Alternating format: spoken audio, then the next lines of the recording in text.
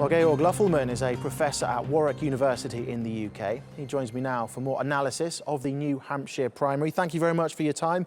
Good to see you there. So what are we expecting then from the voters in New Hampshire? Who'll be the winners and losers? Hi there, thanks for having me.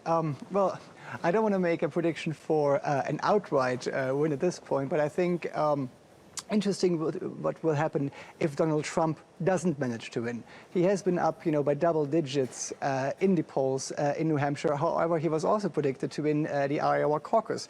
And of course, Ted Cruz made the race there. So should Trump, manage to not win New Hampshire, or should he win by only a narrow margin? This might, pose more fundamental questions about how valid is his campaign. Is he just a polling phenomenon? Does Trump actually fail to, actually mobilize voters to actually go to the polling station to vote for him? And on the Democrat side, I think it's going to be interesting, should Hillary Clinton win the primary, it might actually solidify her position as the establishment candidate. However, should Bernie Sanders win, and maybe win by a considerable margin, this might again, confirm that really the one political figure that energizes Democrats and energizes Democrat voters is Bernie Sanders and not Hillary Clinton. Who's under the most pressure after what happened in Iowa? Is it Donald Trump?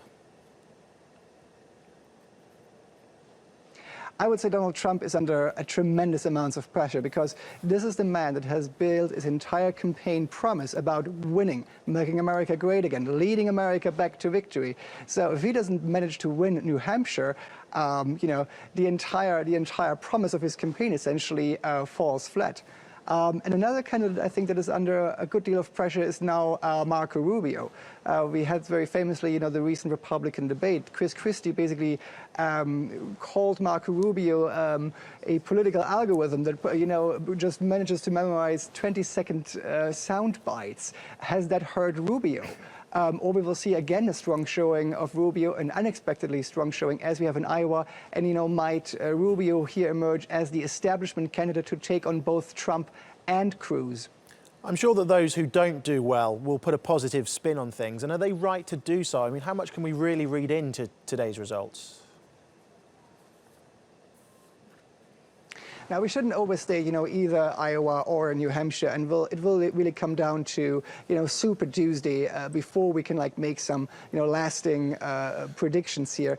But I think what the primaries, what the first two primaries already can tell us a little bit about, who, as I said, mobilization, energy, who really has it to get out the voters out in numbers. I mean, we have some differences. Iowa is predominantly, Christian conservative votership.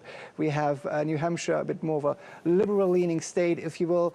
But nonetheless, I think there are some basic influences here. We can see, who really gets people excited, who gets them out to get out of their house to vote. Okay, Georg Lofflmann, thank you very much for your time.